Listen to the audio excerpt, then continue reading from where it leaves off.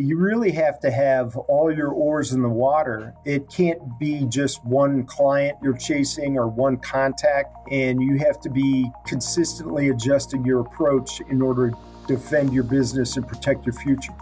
Welcome to P&L, Priorities and Lifestyle, with your host, Rob Schultz. Rob is the founder and president of Schultz Wealth. All opinions expressed by Rob and his guests are solely their own opinions and do not reflect the opinion of Schultz Wealth Limited. This podcast is for informational purposes only and should not be relied upon for investment decisions. Please refer to our website for more information.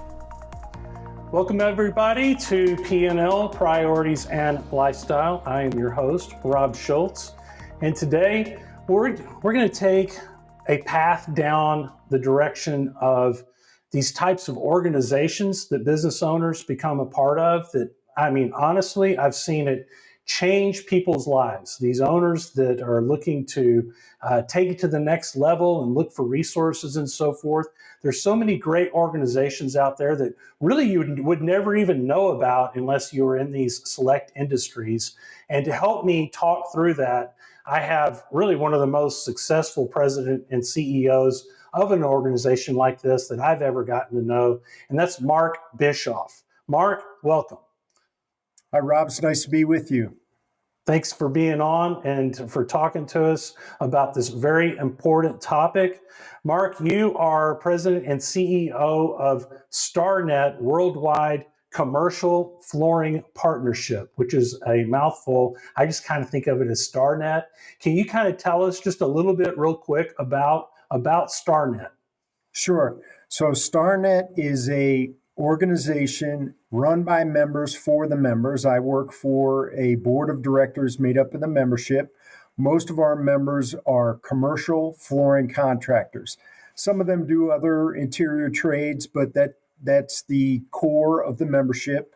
We have approximately 173 member shareholders operating out of more than 400 locations across Canada and the United States. They're doing most of the commercial work in North America, and any large project that you see, whether it's a stadium, a school, or a hospital, our members are doing that interior work every day out in the marketplace. So 172, you said, somewhere around there? Is that what you said? Yeah, 173, I think, by last count. All right. Shareholders. All right. Keep a good track. I like it. So the first thing I want to say is that's not a lot of members when we start thinking about, like for instance, some of the associations that you can be associated with in a trade, like NAPFA, for instance, my organization, things like that. This is a very core, small knit community. Would you call it that? Yes, the members are particular about who they let in. So, it has a little bit of a country club vibe in that you're generally either referred into the membership by other members, which you compete with every day, or by the manufacturers that support the organization. So it is closely held. And it's a marketing cooperative. So the members have standards around what a member needs to look like, how much business volume they need to do, their reputation in the marketplace. And like I said, it's a reference entry generally. So it's not like we're casting a wide net for any flooring contractor to join. It is a more narrow selection process. And we met at your conference that you had in Nashville this last fall. And I'm shocked. I don't think I really knew that it was just under 200 folks, because I would say nearly everybody was there. So, yeah. You're getting massive participation as far as your members. It doesn't sound like anybody's just mailing it in per se. They're all seem to be participating in your organization at a pretty active level, would you say? Yes, we have very active membership. Now, you attended the fall meeting, and that is not a mandatory meeting, so everyone who was there volunteered to come. The spring meeting is a mandatory meeting, and we generally have a larger attendance. So generally in the spring, we get around 650 to 700, and this is total. And in the fall, we get around 350. Now, that does include the members themselves, but also the manufacturers that send their staff to support us.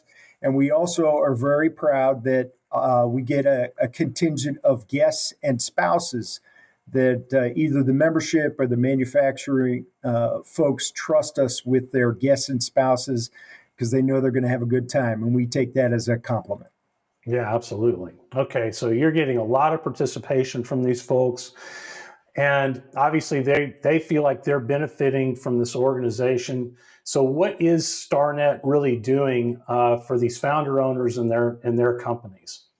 Well, we're consistently surveying the membership of what they find value in, and they're not shy about sharing their participation.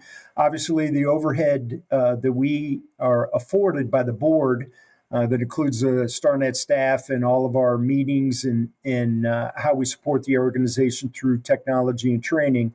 That's all approved by the membership. So they're fully aware of what's happening day to day. And when we survey the members, because we're looking for constant feedback, we survey after every event, any kind of webinar, any task that we undertake on representing the members or trying to serve the members, we survey back. The primary positive feedback we get is the members appreciate the fact that we set up scenarios where they can share best practices, ideas, and their experiences with other members. As a contractor, the environment they live in day to day is highly competitive.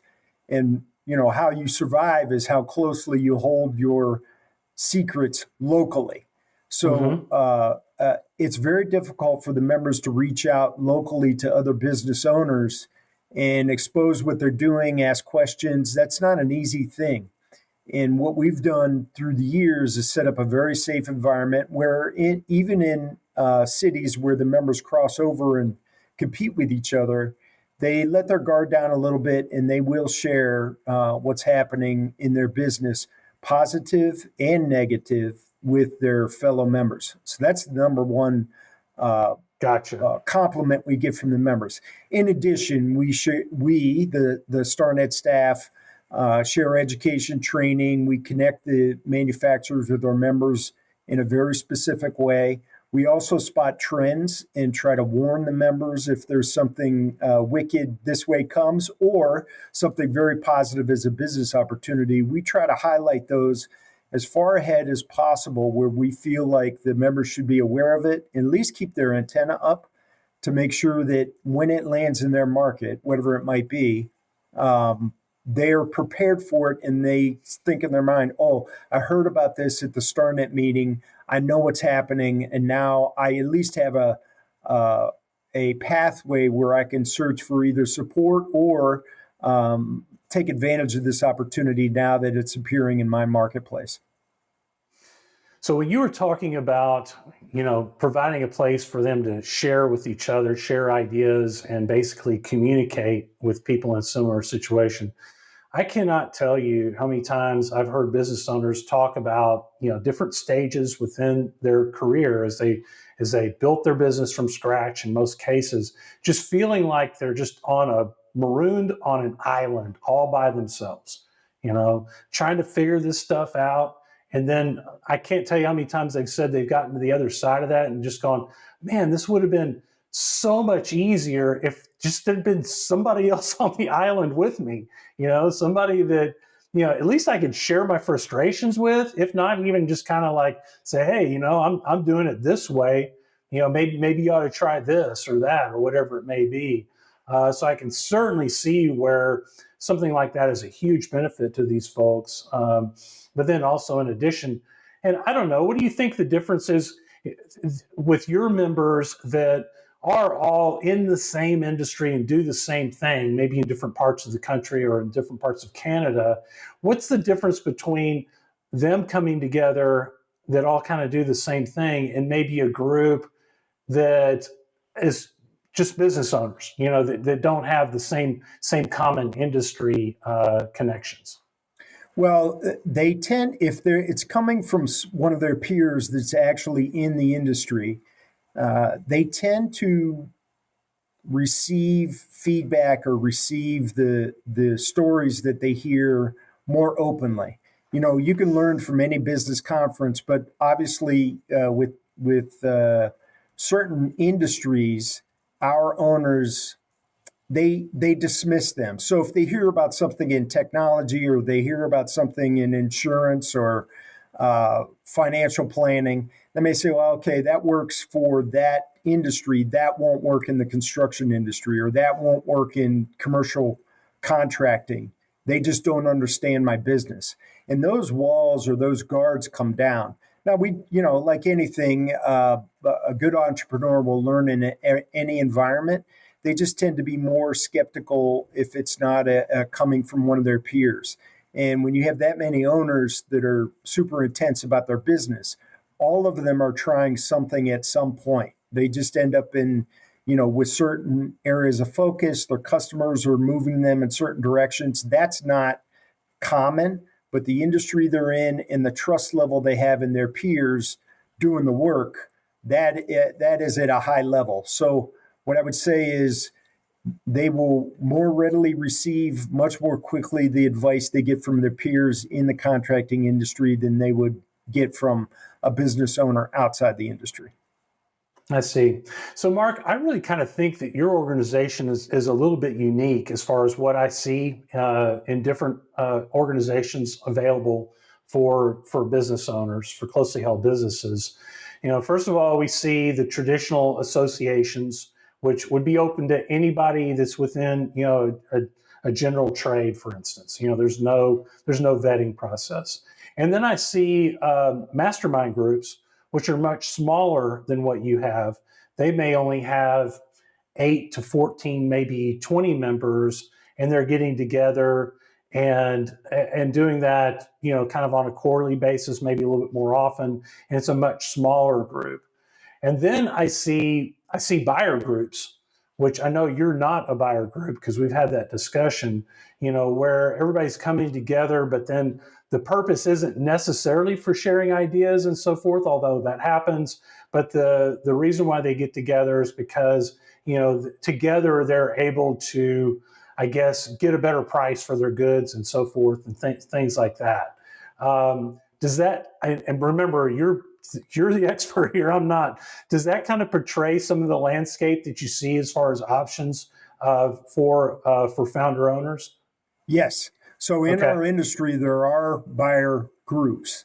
Okay. And they tend to be more retail oriented, serving consumers in flooring. Our organization's a marketing cooperative. So although it has the legal setup of a co-op, the benefits the members receive in the dividend is from a more narrow range of manufacturers that are really committed to our organization. And our commitment back, and it's in our mission statement, is to make sure we protect their market share and grow their business. That's part of the value proposition we offer. And often that's it, to the detriment of the manufacturers that are outside of our network. So our members are brand loyalists. In addition, they're loyal inside of Starnet. And then the other thing that I would say is our organization works very hard to make sure, because we're not so much focused on the buying, but more on the best practices and habits for success. We have some of the elements of the mastermind groups because we work very specifically around niche ideas and or niche markets that are closer to that mastermind model. For example, if a member wanted to enter a new part of the market, they wanted to get into turf or exterior. That's not a widespread practice in our membership. They tend to be interior contractors primarily, but we have a few members that get into sports and different things. Okay. We'll set up a quote unquote mastermind group for that part of the market for members that are interested. And we do that often throughout the years, throughout the year at our different events as we watch the trends. And then we're also very diligent when the members are together. We set up scenarios where it's not just small talk, that they're not just at the bar sharing ideas, that we actually make them work in discussion groups. We have topics that we pre-plan, and we push them pretty hard to come to the meetings with either the need for $1 million idea or the willingness to give $1 million idea. I could see that, Mark, because your personality definitely leans towards like, let's get some stuff done, not necessarily, Julie on the Love Boat, like what you sometimes will see when, you have organizations that are obviously getting together and have fun and all that stuff. I see a certain level of intensity in you, and I certainly see that throughout your organization. These are, I got to meet a lot of them, and these folks are not just parked, basically open and mail. They are trying to get something somewhere with their business. It seemed like every single one of them that I talked with, and they may have hit certain levels of success, but yet they're still trying to solve problems and grow and improve what they have, which I think is really cool. That y'all are doing that sort of thing. Can you give me an example of a success story? You don't have to use names or anything. You can if you want, but of somebody that you've worked with, that you've seen within your organization, that joined and has been able to see a lot of really cool success in one way or the other because of their membership in Starnet. Well, there are a lot of examples. I'll repeat one of our more generous members. So we had a member join several years ago. They're a union contractor outside of Detroit, family business, and these folks are hardworking. They would be successful probably in any business because of their makeup. They don't shy away from the intensity of our business, and this is not an easy business. Many of them started on their own hands and knees doing the work physically. Now, that's not as common as it used to be, but it's still pretty common where the installers are now the owners of the business, and many of them still have pretty good hand skills. Anyway, there was a contractor, union contractor outside of Detroit, Mastercraft, and they joined Starnet, and their business has grown dramatically. They could have stayed in their current market. Detroit is a big enough market for union contracting. They could have made a good living, but now they have multiple locations across the country. Their scale and size of their business is much greater. And I don't think they would have, and they're into another generation of operators. So the son has taken over as the primary leader of that business, along with some very capable employees. But I can't imagine that they would have opened branches in multiple states and ventured outside of their home market, which is a strong union market, if they hadn't been involved in Starnet. And the proprietor, Dan Ulfig, had told us that publicly and is on camera mentioning that in the past. So I'll just carry that story again with his permission. Yeah, that's great, Mark.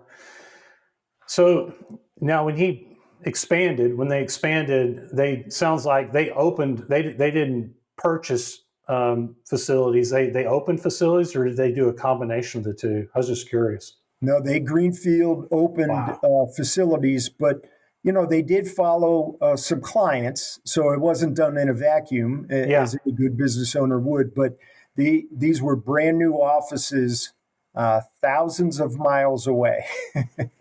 So this is not for the faint-hearted. This was a real expansion, and I don't believe they would have done it without their confidence that they gained from being around other Starnet members. Yeah, no, I've been around a while on these types of things. I've watched contractors, expand with a client, for instance, and I've seen it go real badly a number of times. There are so many pitfalls there that have to be dealt with. The most obvious one is that owner has to understand that they're not necessarily in control of everything anymore. That they have to be able to build a team that can do things autonomously, especially when they're 1,000 miles away, as you said. And that's one of the hardest steps for a founder owner to take is is being able to train and trust those people to go and incentivize them, right? I'm sure he had to do that to succeed and do things without just their hand on everything.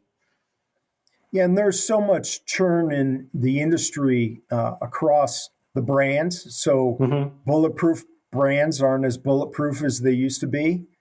Even if your systems are excellent, if you're depending on key contacts or key clients to remain in place, those folks change in a modern environment. So you really have to have all your oars in the water. It can't be just one client you're chasing or one contact, or even in your own systems. If you're confident in your internal systems and one of the other elements is missing, you could still fail. So I think in the past, when business was much more simple and I would say stable over longer periods of time, whether it was economic cycle or just the trends in business, I think all of that is becoming more cloudy, and you have to be consistently adjusting your approach in order to defend your business and protect your future. Yeah, cloudy and just changes so fast, so quickly that you have to be on top of it.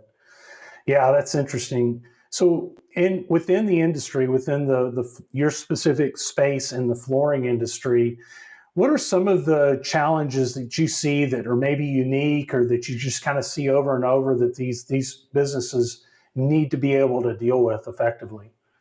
Yeah, the number one is always people, whether it's the internal systems and support and technology you need. Our members have been taking on, because the clients are demanding it, more and more risk around the contract documents, sustainability, risk and liability. That all is part of their value proposition these days. Although they try to avoid it, the choice is either I find a way to manage the risk and take care of this for my client, or I don't have the work. So that is a big challenge for them. The other and it requires very qualified and intelligent people internally to make sure that they have good practices in place and they're well educated, because you as an owner, you can't possibly manage all the risk. You have to have your internal folks manage that. And it's as simple as a submittal being on time and well documented, or returning a request for information and some kind of communication from the contractor and or the architect in a timely fashion. Your people internally have to be able to manage all of those details, and if they don't, it can be very costly. Also in the field, there's a tremendous amount of liability. There's more and more regulation around safety in the field. First of all, they want to protect our workers, but in addition, there's oversight from general contractors and other regulatory agencies in the field. So our members, they learn lessons around not having safety goggles on because the guy's wiping the sweat out of his eyes, or for some reason he had to take his helmet off to get into a tight spot. Those infractions can cost you a lot of money. And the last part of it is, the trades have not been attractive for enough decades for young people that we are seeing a big gap.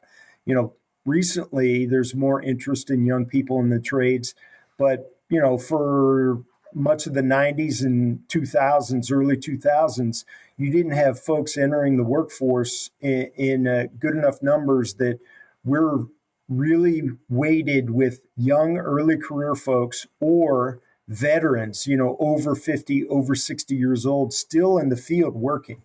Yeah. And we still have the cultural problem where half the workforce basically ignores this as a career opportunity. So we have very few female laborers in the field. And that's a societal challenge. I don't know how to solve that one, but the reality is in most service or skilled industries, you're getting better participation from females, and we have terrible participation. Yeah, no, the podcast we just did, just like couple of weeks ago that probably came out before this one. We talked a lot about recruiting within the trades and how difficult it is. And we're going to take a break real quick, Mark. And when we get back, I do want to talk about that aging out that's going on a little bit more, and some of the other interesting aspects and challenges that you're visiting on. So let's take a break real quick, and we'll be right back. Whether it was one generation ago or 7, more than likely as an American, an ancestor of yours took an extreme level of risk in order to create a better way of life for themselves, their family, and eventually you.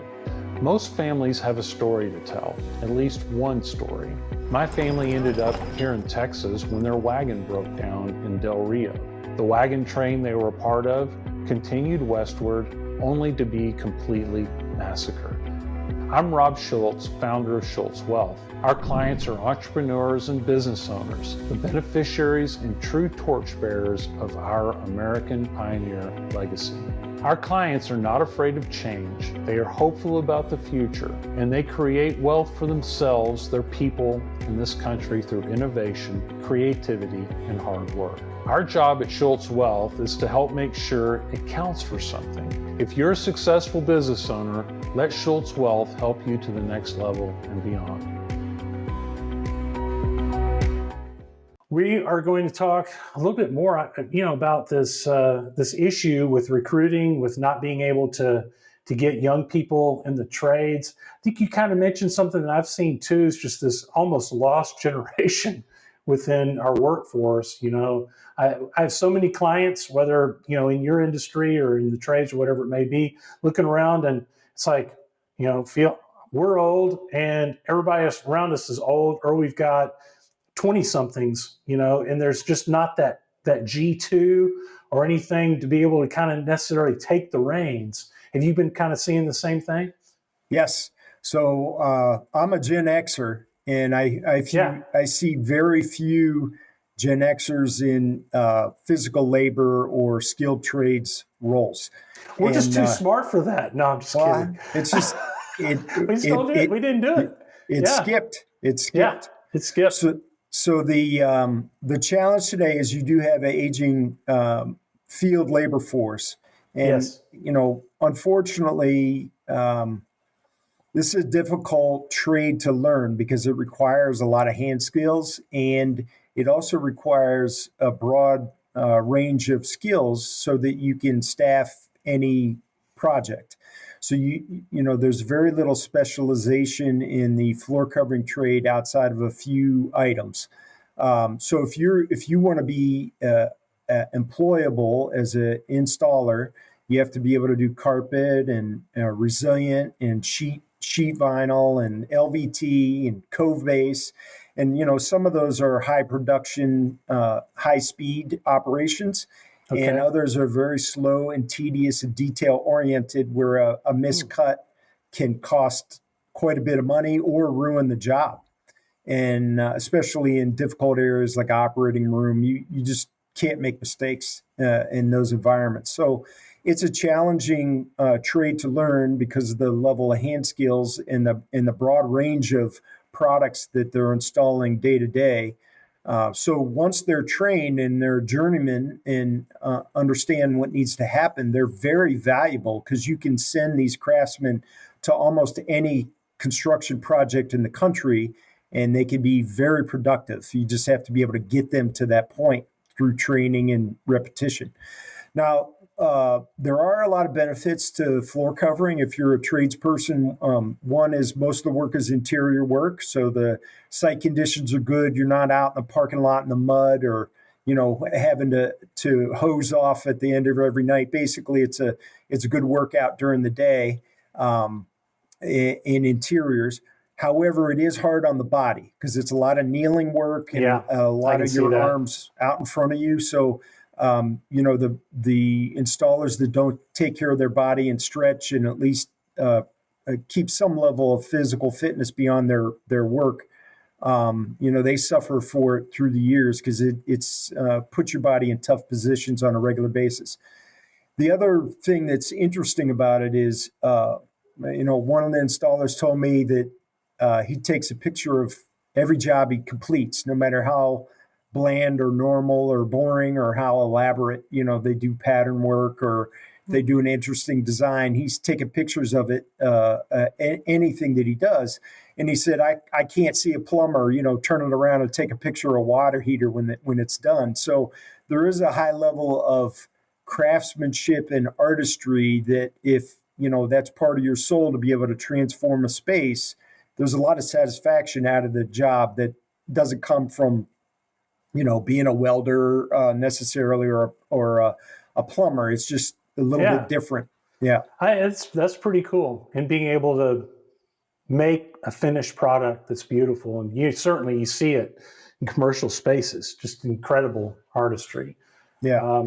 And it's not being, it's not going to get replaced by AI anytime soon, more than likely, or not to a high degree. And I guess, you talked about these folks, doing it for a while, getting really experienced, hopefully moving up within the managerial levels, et cetera, and how we have this skipped generation in a way. You add to that the fact that, most of your office staff really sometimes doesn't even come in the office anymore. It just seems like, to me, that one of the big challenges today for a founder owner of of a commercial flooring organization or any other is just that team, that management team, and being, like we talked about before, having something where you can say, okay, I can pass some of this off, whether it's ownership or whether it's just the work itself. Seems to be really challenging for a lot of folks. Have you kind of seen the same thing? Yes, and we've been trying to help the members restructure their businesses. So in the past, most of and this includes the owners, they grew up in an environment we call cradle to grave, where each project tended to be carried by one person from selling or actually bidding and selling the projects all the way through closeout documents and actually sending the invoice out or releasing the invoice at least. That model is very difficult. One, because if you have any change in your staffing, it cripples you because one person is responsible throughout the life cycle of a project. Has the relationship too. I mean, yes, nobody else knows this client at all. Yeah, I can see that. Big challenge. Yeah. And so that's one thing. And then two, I mentioned earlier, the legal risk and the amount of responsibility that's getting pushed to our contractor members. When you have that much workload, you make mistakes. And so, and I'm thinking that the sales guy's not the best guy for documenting the legal file. That's correct. That's correct. It's just different skills is what it is. So you've got somebody, it sounds like, that traditionally had to have multi levels of skills, kind of like what you described within the flooring, be able to work fast and slow, et cetera, being able to sell and close and document and detail and manage people and processes to a finish. That's a tough person to find, isn't it? Yes, it's very difficult. So again, we see the office staff that is experiencing that cradle to grave. They're aging out, and it's too much to bring a early career person in and say you own it end to end. So one of the big initiatives that we've been pushing in the last few years is team selling versus cradle to grave. So in team selling, you have more specialization. It's easier to onboard employees. You can also be much more segmented.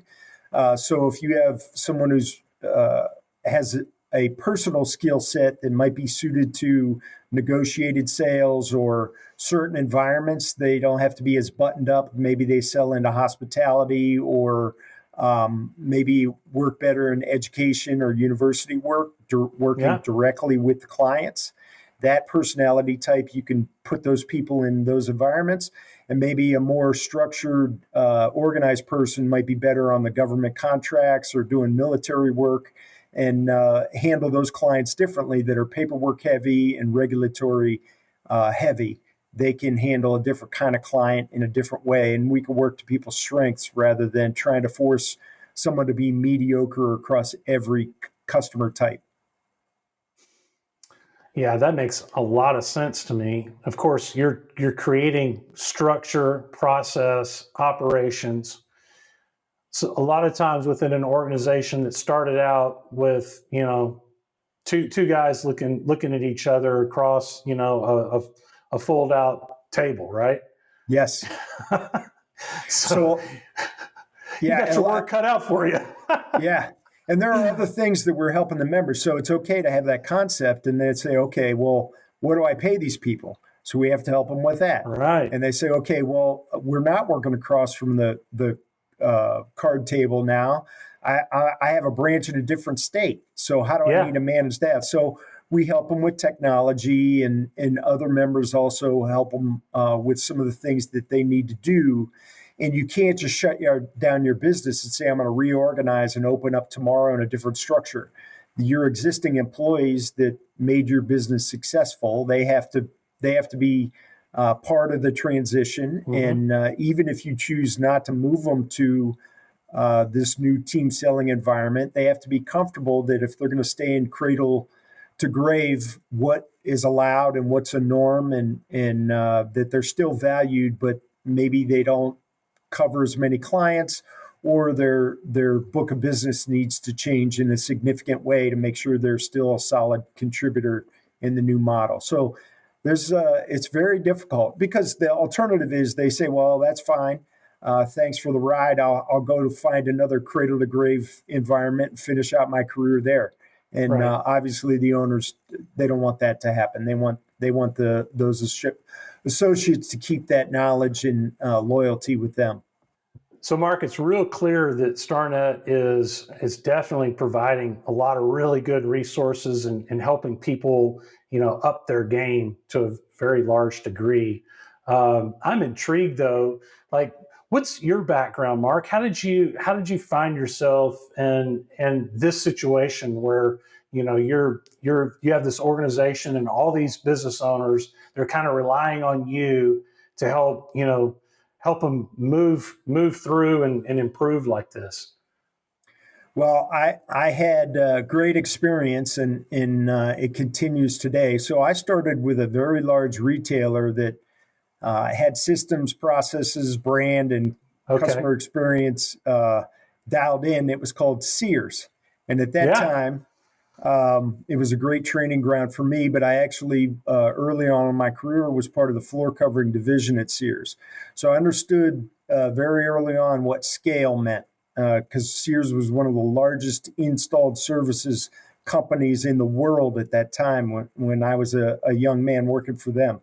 And after that, when I graduated from college, I started with a flooring manufacturer, small entrepreneurial family owned company. So I understood what that looked like. And very early, that manufacturer was tied in with the Starnet organization. So I got to experience Starnet from the supplier side, from the vendor side, for many years before I joined the organization. I was always a big believer in what they were doing. Although there were different people in Starnet, the sentiment and their approach to things was consistent over my career on the manufacturing side. And so I believed that they had something special, and we got a lot of benefits from it, from being involved on the supplier side, and created a lot of friendships and that endure today at Starnet. So that was my background. And I felt like, okay, if I had that perspective, when they invited me to join, I could help both the members understand the value that we saw as a manufacturer, and also help manufacturers that were involved but maybe not taking advantage of everything that they could being involved in Starnet. I could clear that up for them and help it be a more successful relationship across the board for everyone. So I'm thrilled to be here, and we've made a lot of improvements since I joined, and there's still a lot of work to do. Man, that's great, Mark. That sounds like kind of almost the perfect experience, from so many different perspectives. And I know I've experienced this. When you have a very small, founder owner, then you have the manufacturer, everybody has their own specific experience that shapes their perspective.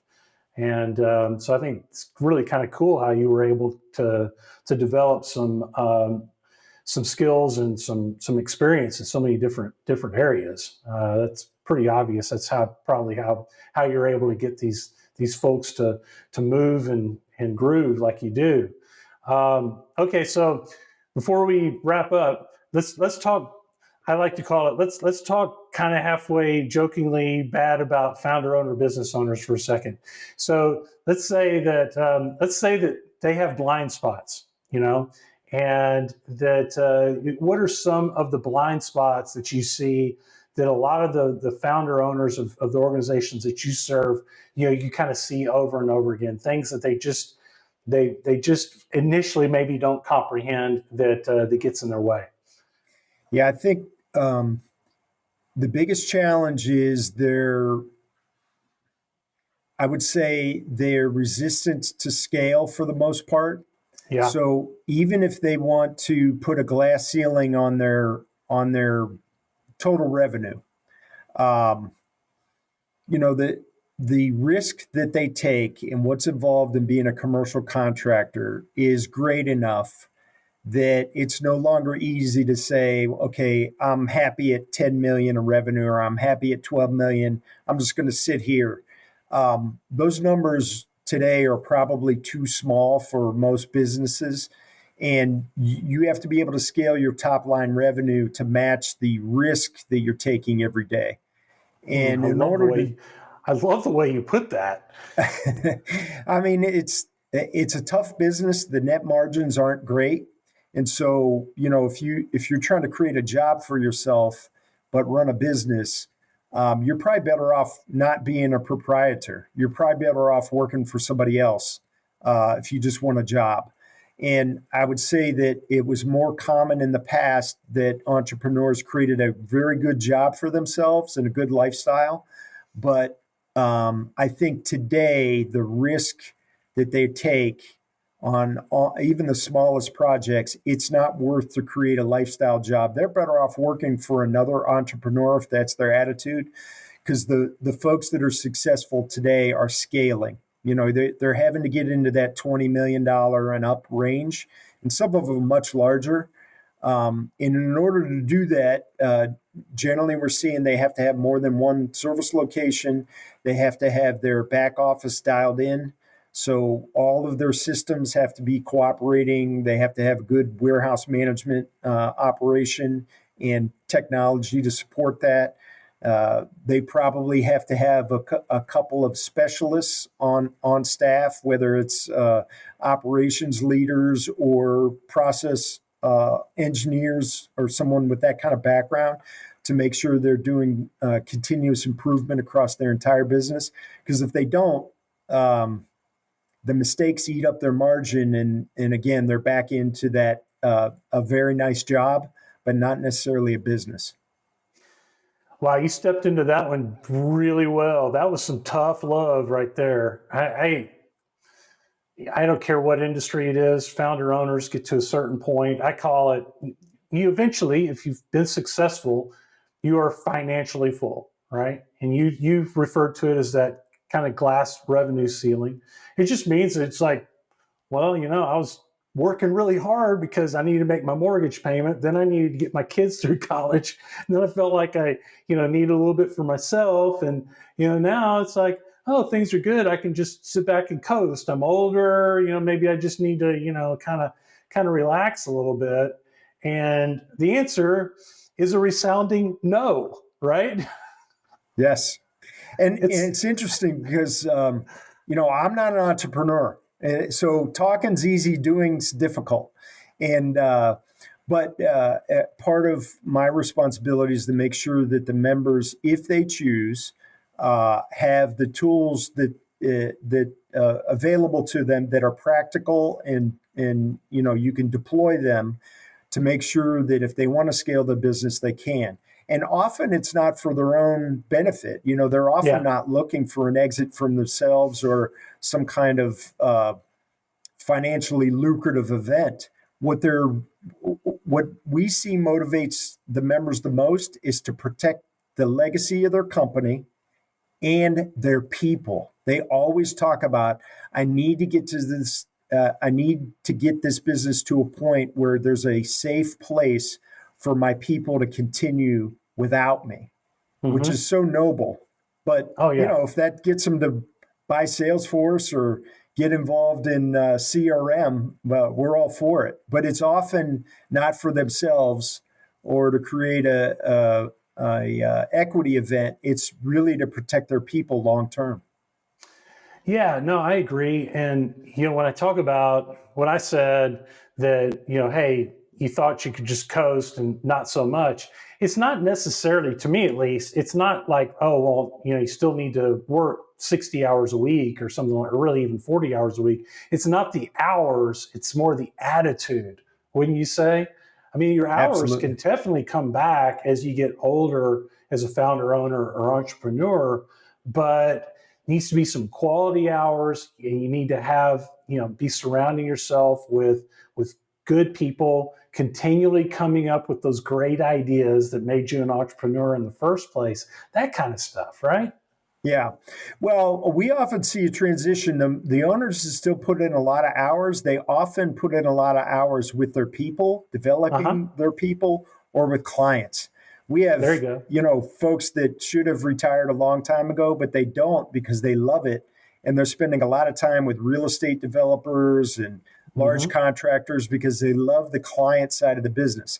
They don't necessarily want to be out on a job site looking at concrete or trying to figure out why the door needs cut so they could put flooring in. But they certainly like to be out with clients or developing their people. They will put a lot of hours in around that, and that's enjoyable to them. Yeah, doing the things that they enjoy, the things that they're really good at, and as we always say, take what you're not good at, what you don't enjoy, and go hire somebody for that part of it, so you can maintain that energy level, continue to grow your business. Because I agree with you. If you stagnate really in any industry, and certainly in this one, I can see that you're going to decline. Your enterprise value is not going to be what it could be. Yeah. And there is a belief that there is some moat around these hands-on businesses, especially in skilled trades. Yeah. And that'll continue for a bit longer. But the alternative is eventually the products will change. So today, all of the Interesting. products require a lot of manipulation, fabrication, a lot of adjustment in the field. We've seen it in other interior products like furniture. Furniture used to be a heavy labor product. So product was about half the value and the other half was field labor. Well, systems furniture changed that forever. And Mm-hmm. now, for the most part, it's deliver and assemble, low skill. You could just have a laborer put those, deliver and assemble those furniture items, and they're pretty sophisticated. If our industry believes that the products won't change in design to a deliver and assemble design, we're fooling ourselves. These products basically haven't changed much since World War II, and the office has changed a little bit, but we're about to see a massive transition in the built space and what people expect. And it's the pressure of competition and the changes that society made in the last few years. I remember years ago, someone said at a conference, if I can work in Central Park, why would I go to the office? And at the time, it was an interesting, challenge to the audience. It was some kind of building conference, but Yeah. basically it said the office has got to change to compete with environments like Central Park. And we just went through it again with the virus challenge that we went through, where people were deciding, well, do I need to really go to Manhattan, or can I, stay out on Long Island and phone it in on Zoom? And we'll see. There's another fork in the road coming when people can come back to the office and they're not coming back. What happens to the earnings? What happens to innovation? What happens to mentorship and employee development in a non-physical environment. And so far, the returns are not good. And that's why all these big titans of industry are saying you're going to come back to the office because that's what needs to happen. Yeah, but I guess, we have been fortunate. We haven't seen a big crash per se in commercial office space, for instance, which, you could have easily predicted something like that. Hasn't happened yet. But I see your point. Things will continually change. You described that your industry has a nice moat that's probably not going to be there forever, which is, smart to think that way. And, I probably don't know what the answers are yet, but y'all are working on them. Is that right? Or do you see some opportunities out there? Yeah, like anything, human behavior takes a while. It's the biggest challenge we have in business is to take negative behavior and make it positive. And sometimes it takes a little bit of time. But, when there's financial pain, things change rather rapidly. And although we haven't seen the total square footage or, huge societal changes yet, the financial pain in commercial real estate right now is very high. Yeah. And the properties that are not, we'll call it perfect, or the class B and C office space, it's more and more vacant, and only the very best interiors, the very best buildings are occupied. And we think that trend will probably continue short and medium term until everyone decides what the new normal needs to look like. Yeah, no, very interesting. Well, good. Well, Mark, thanks for being on today. I appreciate you coming on and talking. You're a great deep thinker within the business, founder, owner, entrepreneurial realm, especially within your industry that you have such good roots in. Appreciate everything that you do out there helping people succeed. So it's the coolest job you could have, right? It's a cool job, but I do envy your job where you're trying to create equity events for people. So we appreciate what you've done for some of our members, and we hope they can all have that golden parachute and do two things. One, have a nice exit, and also have a wonderful long-term place for their people to call home after that founder is gone and they moved on. Absolutely. Yeah, that is the rewarding part of my job as well. So I appreciate that. Everybody, thanks for being on. Mark, we'll put your information up if it's okay, for people to contact you if they have questions kind of about your career, about what you're doing, about some of your ideas. What is the best way to get in contact with you? So we have a website, www.starnetflooring.com, and on there, all of our leadership, the board members, our staff, and my contact information is all on there on that website. So that's the easiest way, is to starnetflooring.com. Great. Okay. So we'll put that in the show notes, and make sure that you reach out to Mark if you have any questions for him. And thank you, everybody, for being on today. We try to get one of these out every other week. We're talking to business owners. We're talking to those who assist and help business owners succeed so that you can succeed. If you know anybody that you think ought to be on this podcast, please contact me and let me know. Always looking for great stories and great resources. I hope everybody has a great week. Take care.